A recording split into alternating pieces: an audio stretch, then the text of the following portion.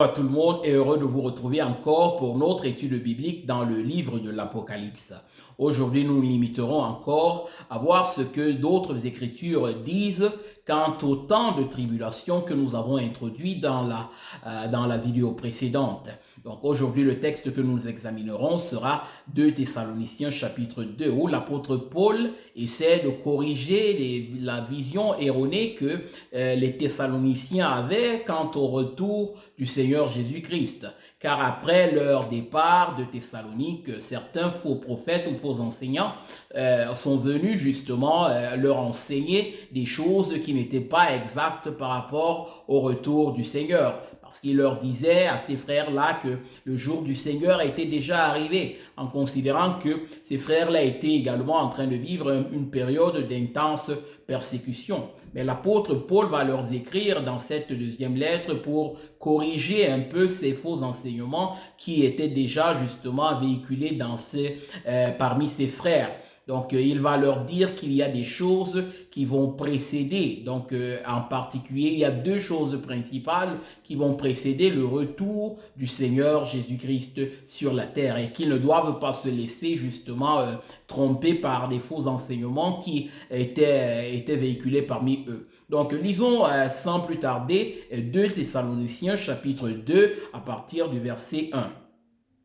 Pour ce qui concerne l'avènement, c'est-à-dire le retour de notre Seigneur Jésus-Christ et notre réunion avec lui, nous vous prions, frères, de ne pas vous laisser facilement ébranler dans votre bon sens et de ne pas vous laisser troubler, soit par quelques inspirations, soit par quelques lettres, soit par quelques paroles ou par quelques lettres qu'on dirait venir de nous, comme si le jour du Seigneur était déjà là.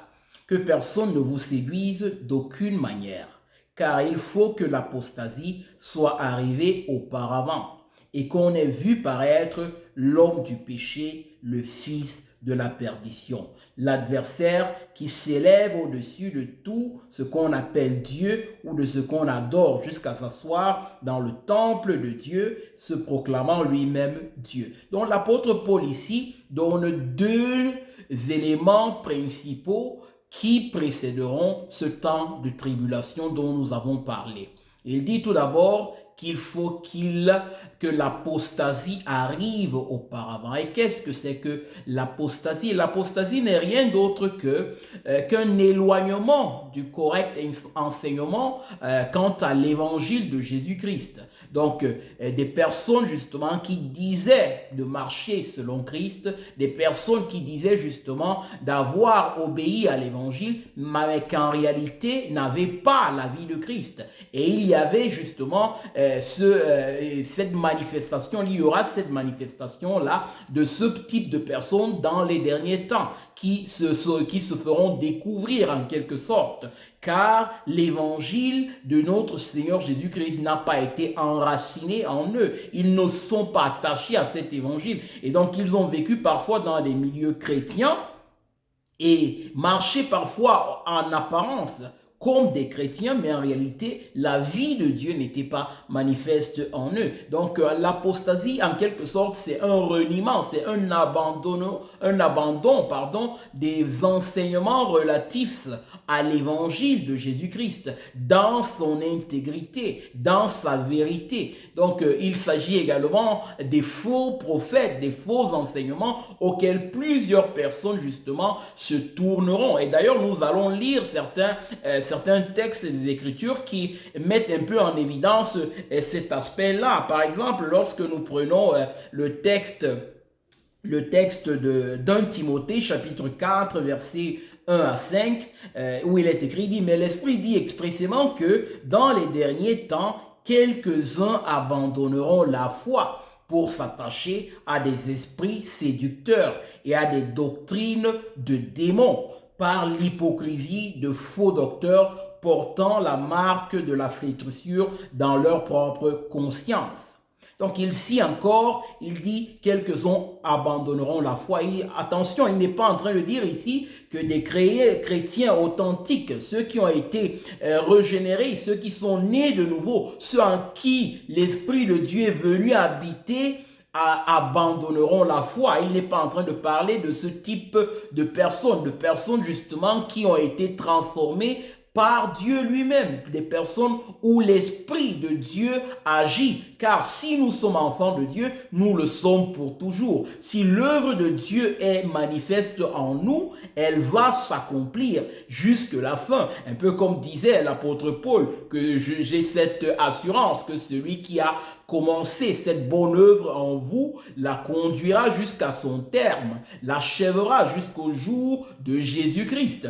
Donc pour dire que ce que Dieu lui-même produit, dans la vie des hommes, il l'accomplit. Dieu ne commence jamais une œuvre et la laisse en cours de chemin. Dieu accomplit toujours ce qu'il commence. Et donc c'est encore là, il parle ici des personnes qui étaient parmi les chrétiens, parmi l'Église, mais en réalité n'appartenaient pas à l'Église. Et donc, ces personnes-là, à un certain moment, vont se dévoiler parce que, justement, lorsque la tribulation, du moins, lorsque les temps difficiles arrivent, se préannoncent, les cœurs sont dévoilés. Ceux qui sont vraiment de Christ se révèlent et ceux qui ne le sont pas, d'ailleurs. Donc, l'autre texte, par exemple, c'est dans 2 Timothée chapitre 4 versets 1 à 5 où l'apôtre Paul exhorte Timothée tout en justement en le mettant en garde de cette apostasie qui sera manifeste. Il dit: je t'en conjure devant Dieu et devant Jésus-Christ qui doit juger les vivants et les morts, et au nom de son apparition et de son royaume, prêche la parole, insiste en toute occasion, favorable ou non, reprend, censure, exhorte avec toute douceur et en instruisant. Écoutez bien ce que le Seigneur dit au travers de Paul. Il dit: car il viendra un temps où les hommes ne supporteront pas la saine doctrine, c'est-à-dire le correct enseignement de Jésus-Christ, l'évangile véritable, l'évangile authentique. Aujourd'hui, justement, plusieurs prêchent une autre forme d'évangile qui en réalité n'est pas l'évangile de Jésus-Christ. Donc l'apôtre Paul poursuit ensuite, il dit, ils ne supporteront pas la saine doctrine, mais ayant les démangeaisons d'entendre des choses agréables, ils se donneront une foule de docteurs, c'est-à-dire d'enseignants, selon leurs propres désirs, détourneront l'oreille de la vérité et se tourneront vers les fables, des histoires à dormir debout, des illusions vers les fables. Il ajoute: mais toi, sois sobre en toutes choses, supporte les souffrances, fais l'œuvre d'un évangéliste, remplis bien ton ministère. Il est intéressant ici parce que l'apôtre Paul ajoute: supporte les souffrances, car prêcher l'évangile de Jésus-Christ tel qu'il est écrit, tel qu'il est révélé dans les Écritures, entraîne des souffrances, entraîne des persécutions. Et donc, ces personnes-là qui apostateront de la foi seront des personnes qui n'ont pas la vie de Dieu, ceux-là en qui l'Esprit de Dieu n'en habite pas et ne se manifeste pas par justement les fruits de justice, les fruits de sainteté qui nous portent chaque jour un peu plus à la connaissance de Dieu et de ses voies de justice et de sainteté. Donc encore une fois, l'apôtre Paul met en garde que lorsque les jours qui vont précéder le retour de notre Seigneur Jésus-Christ, son apparition sur la terre, il y aura auparavant l'apostasie, justement cet abandon de la foi. Et il y a d'autres synonymes dans les Écritures de l'apostasie. Par exemple, dans 1 Timothée 1, 18, 19, l'apôtre Paul parle encore de faire naufrage par rapport à la foi. Ailleurs, dans Hébreux chapitre 3, du verset 12 à 19, il est écrit encore: avoir un cœur mauvais et incrédule au point de se détourner du Dieu vivant.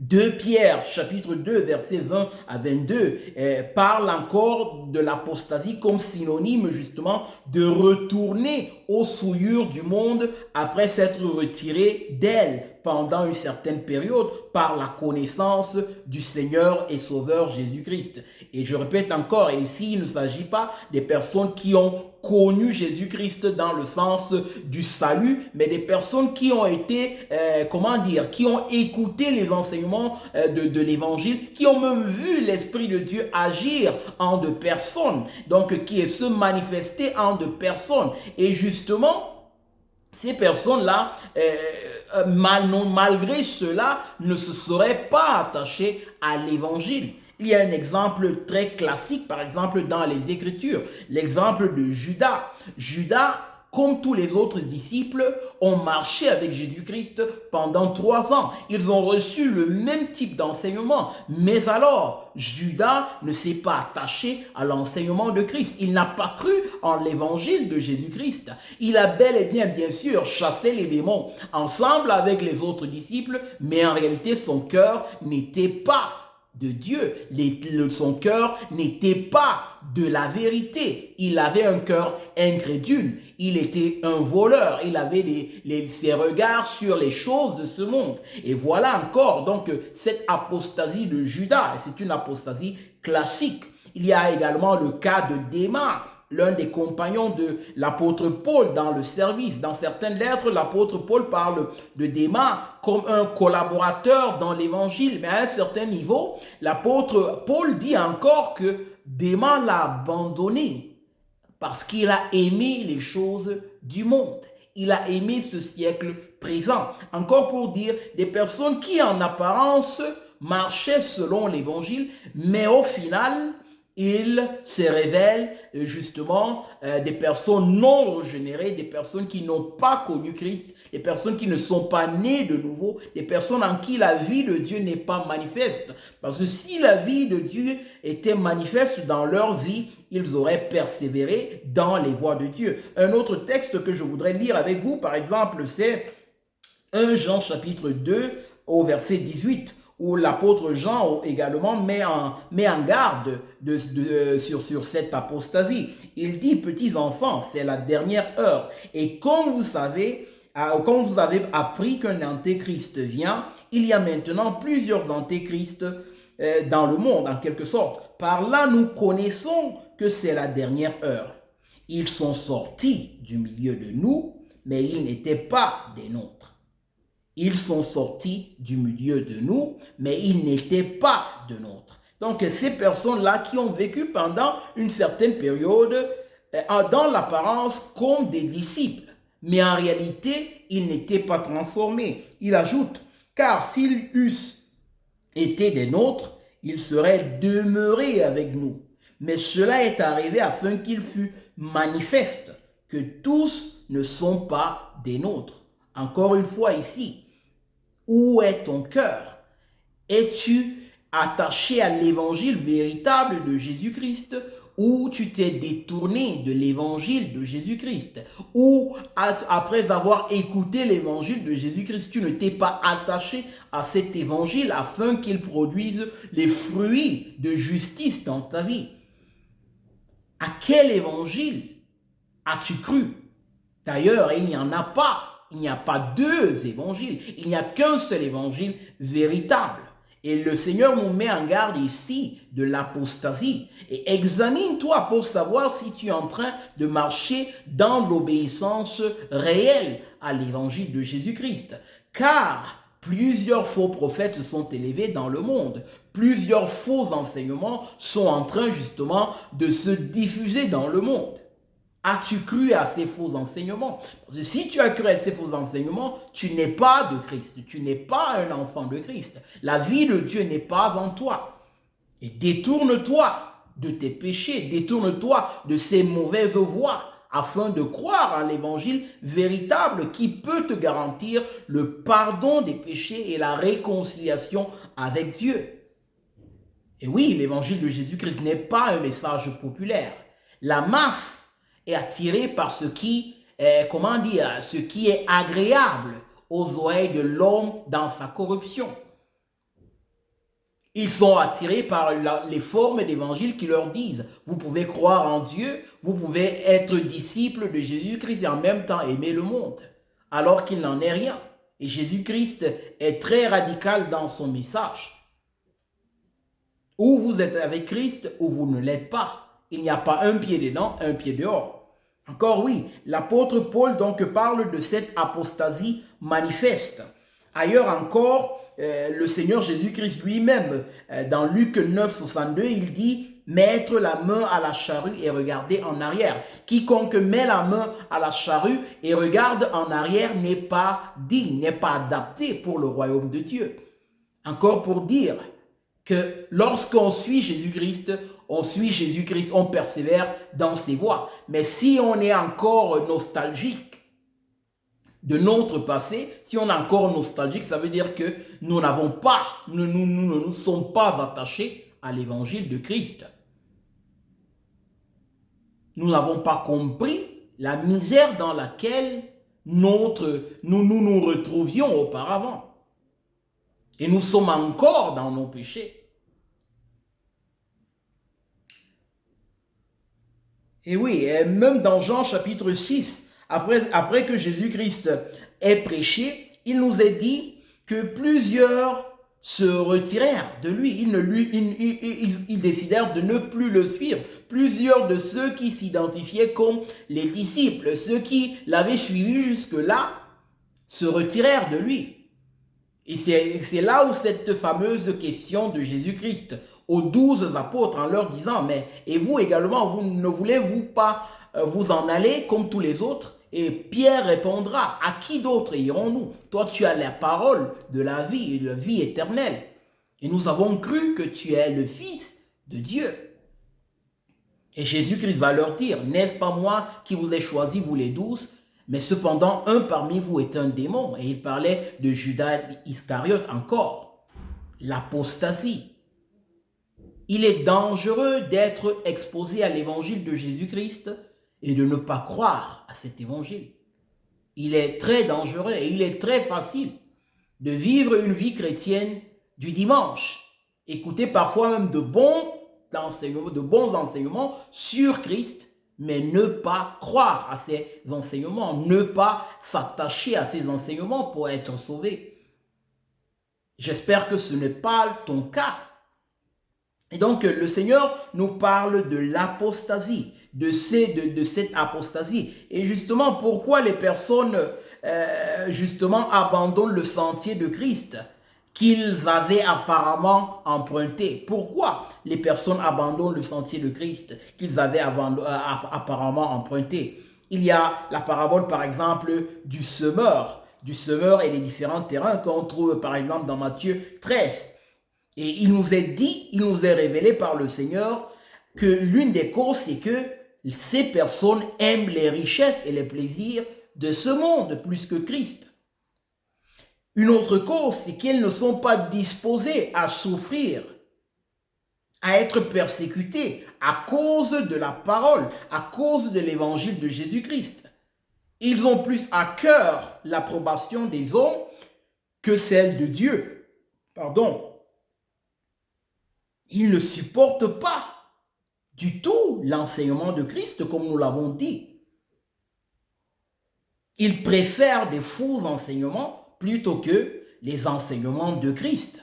Voilà les motifs pour lesquels plusieurs personnes abandonnent le sentier qu'ils disaient d'avoir parcouru. Un peu cette image-là donc de cette plante qui reçoit l'évangile tout d'abord avec joie, mais ensuite il est de courte durée. Dans cette même parabole. Et encore, il faut comprendre que l'unique terrain qui a reçu réellement l'évangile, l'unique terrain qui s'est vraiment attaché à l'évangile, qui est régénéré, c'est le dernier des 4 terrains. Donc, l'unique personne qui a réellement cru en l'évangile, c'est ce terrain-là, où la semence, lorsqu'elle entre, elle trouve un terrain bien disposé et elle produit le fruit escompté. Et donc, avant que le retour de Jésus-Christ ne soit manifeste, il y aura ce temps d'abandon général de la foi. Donc, ici, il n'est pas en train de parler du monde en général. Il parle du milieu chrétien, des milieux dits chrétiens, de ceux qui disent avoir connu Dieu, de ceux qui disent marcher selon Dieu. Donc, et voilà pourquoi il est encore important que nous nous examinons à la lumière des Écritures pour voir si nous sommes en train de marcher véritablement selon Dieu. Et le deuxième élément que l'apôtre Paul donne à ses frères qui va précéder ce temps de tribulation, ce jour du Seigneur dont nous avons parlé, c'est la manifestation de l'Antéchrist que nous verrons dans la prochaine vidéo en entamant Apocalypse chapitre 6. Donc il parle de l'Antéchrist comme étant l'homme du péché, le fils de la perdition, l'adversaire. Et donc nous le verrons dans la prochaine vidéo. Qui est cet Antéchrist et quel sera ses objectifs, quelle sera quelle sera sa manière de procéder lorsqu'il sera manifesté dans le monde. Donc nous nous arrêtons ici pour cette fois. Que Dieu vous bénisse, que sa grâce encore vous conduise dans toute la vérité. Amen.